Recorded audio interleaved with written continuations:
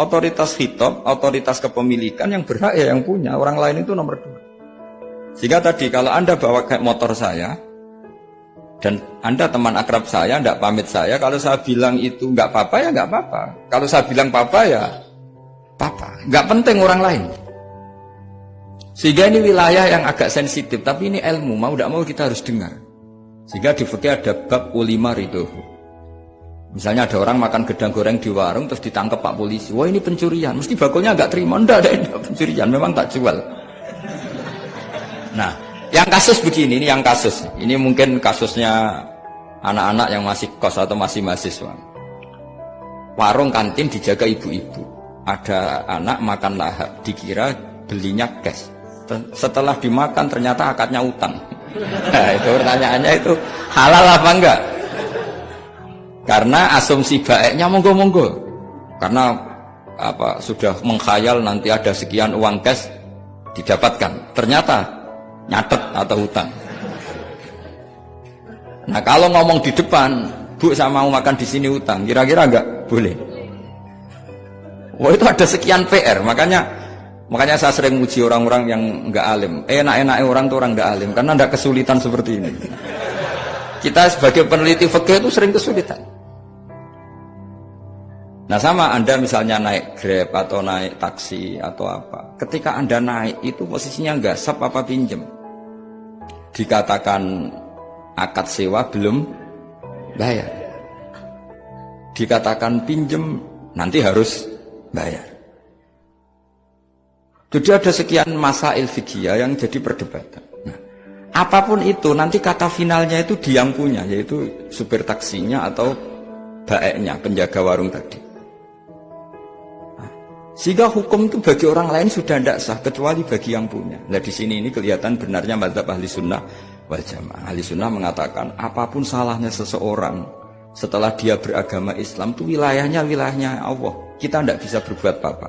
Makanya ada ayat laisalaka minal amri syai'un aw yatuba alaihim aw yu'adzibah. Muhammad meskipun kamu kasih saya, kamu tidak punya otoritas menentukan si A dimaafkan, si A disiksa. Otoritas itu hanya bagi saya kata Allah. Sehingga banyak orang yang Nabi kurang srek karena membunuh pamannya Hamzah malah dikasih tobat sama Allah, namanya Wahsy. Wahsy itu orang yang Nabi gak suka karena pernah membunuh Sayyid Hamzah di perang Uhud. Tapi sama Allah marah dikasih tobat.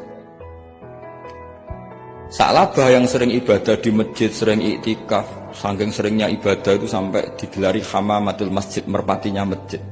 Tapi na'udzubillah beliau malah berakhir dengan su'ul khatimah. Kita tidak pernah tahu.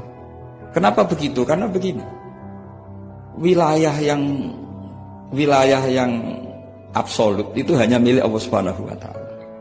Sehingga Nabi kalau ketemu Wahsy ya bilang iman kamu sudah saya terima, Islam kamu sudah saya terima. Tapi saya ini manusia, tolong sembunyikan wajahmu dari saya. Karena kalau saya ingat kamu itu mangkel karena ingat kamu pernah membunuh Hamzah. Tapi saya sebagai Nabi harus menerima iman kamu karena Nabi itu gak boleh dendam. Tapi kalau mangkal-mangkal sedikit kayaknya agak boleh mungkin ya. Mungkin itu ya. Tapi profesional, Nabi sebagai manusia nggak berkenan melihat Wahsy, tapi sebagai Nabi legowo terhadap imannya Wahsy. Tapi Allah sendiri yang ngendikan laisa laka minal amri syai'un aw yatuba. Coba orang munafik, kayak apa salahnya orang munafik? Tapi ketika Allah ngendikan tentang orang munafik gimana? Wa yu'adzibal munafiqina in sa'a aw yatuba. Allah bisa saja menyiksa orang munafik insya Allah kalau berkehendak ya tuba atau Allah mengasih tobat.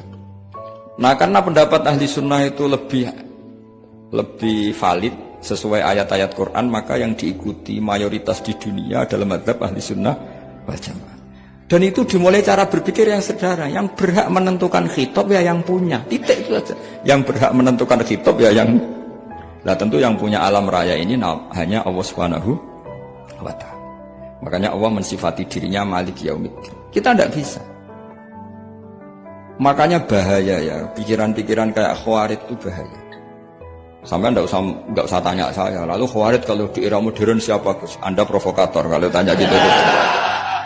Ya itu tidak boleh provokator. Pokoknya pikiran itu salah karena membatasi otoritas Allah Subhanahu wa Ta'ala. Allah itu paling tersinggung kalau sifatnya dipakai, dicatut.